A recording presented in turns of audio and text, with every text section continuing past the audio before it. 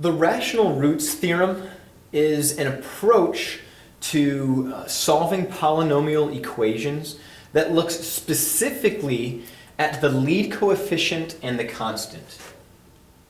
So we're going to care about the number 2 and the number -21. What the rational roots theorem suggests is that every single rational root of every polynomial equation is a ratio of the factors of this number to the factors of this number. The factors of our constant divided by the factors of our lead coefficient.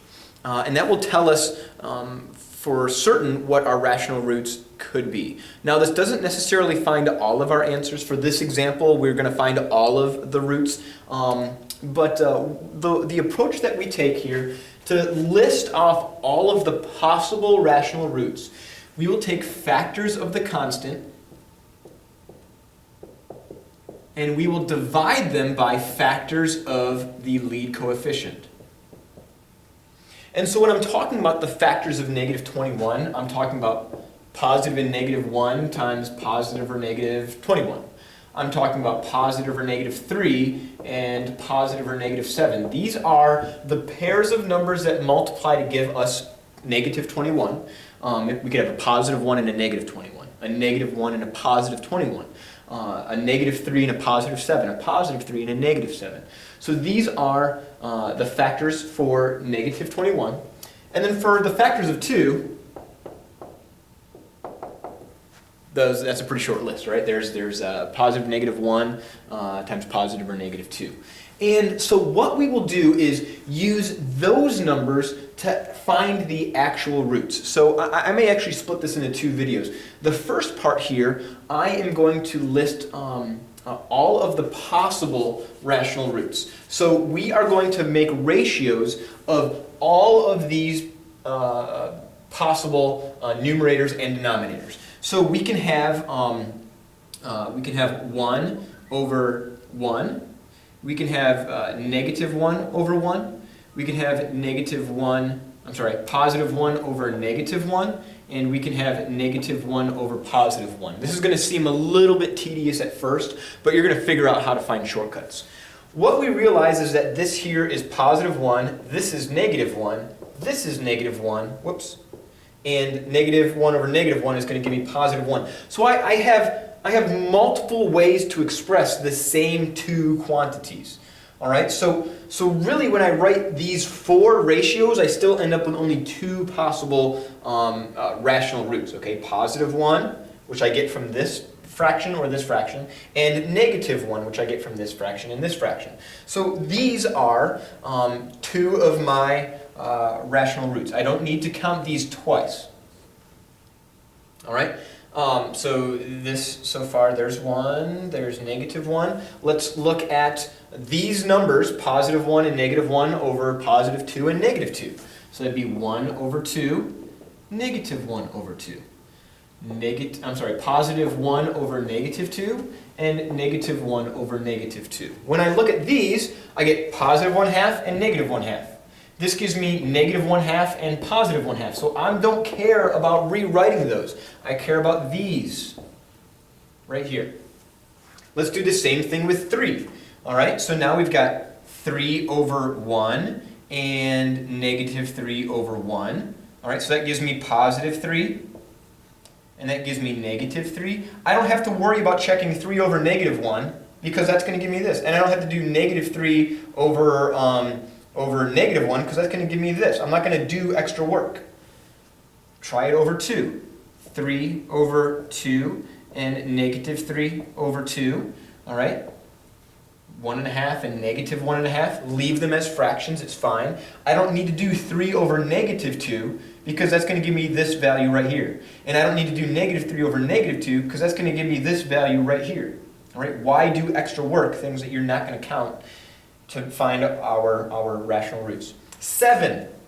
All right, so 7 over 1 and -7 over 1. Okay, so that gives me 7 and -7. We need to do those numbers over 2. So 7 over 2 and -7 over 2. All of these are our rational roots.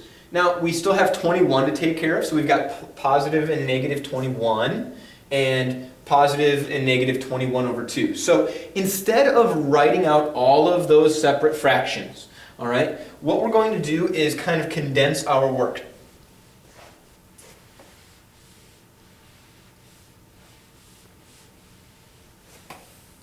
To list all of the possible rational roots of this polynomial equation, I'm going to say we have plus or minus 1, we have plus or minus 1/2, we have positive or negative 3, we've got positive or negative 3/2, we've got positive and negative 7, we've got positive and negative 7/2, we've got positive and negative 21, and we've got positive and negative 21/2.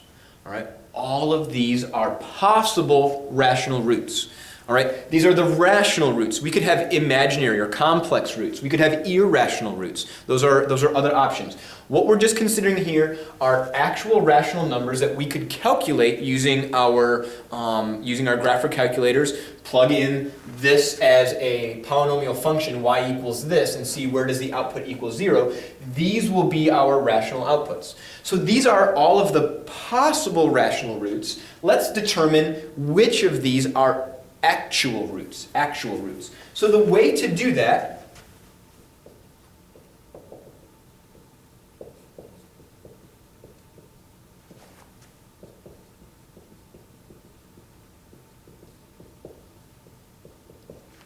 to find the actual rational roots, plug each of these 1, 2, 3, 4, 5, 6, 7, 8 times 2, each of these 16 values, because we have a positive value and a negative value. Plug in each of these 16 values into this expression on the left, and does the output equal 0? If the output equals 0, then that means that it is a factor. Think of the remainder theorem, all right? If I plug in this value and my output is 0, that means when I divide by x minus this number, I have myself a factor, and I have myself a 0. So let's go ahead and try to do this in a very efficient way. The way I'm going to do this is I'm going to set up my table to be an ask table, all right? So I'm going to make the independent variable ask, all right? So second table setup, and I'm going to say ask. In the y equals, I've got my function 2x to the fourth minus 5x cubed minus 17x squared plus 41x minus 21. So I want to have that. I've got my table set up as an independent ask, all right? That means I'm going to ask about the x value. So when I go to my table, it's blank. But I can put in numbers like -1, +1. Ooh, when I put in -1, my output is -72. But when I put in +1, I find out that my output is 0. So I can list +1 as one of my roots. Are there going to be more? Let's check 1/2. No, when I put in -1/2, I get an output of -45. When I put in +1/2, it gives me an output of 5.25. Okay, so that's out. What about 3? What about -3? -3, woohoo! That gives me an output of 0. All right, what about 3/2? Nope. I don't know if they let me have more than 6, so I've got to go back. So what about -3/2? No, that doesn't work. What about 7? What about -7? What about -7/2? Nope. What about 7/2? Ooh, 7/2, 3.5, yes. What about 21? What about -21? What about -21/2, 11.5, or 10.5? What about 21/2, +21/2? Nope.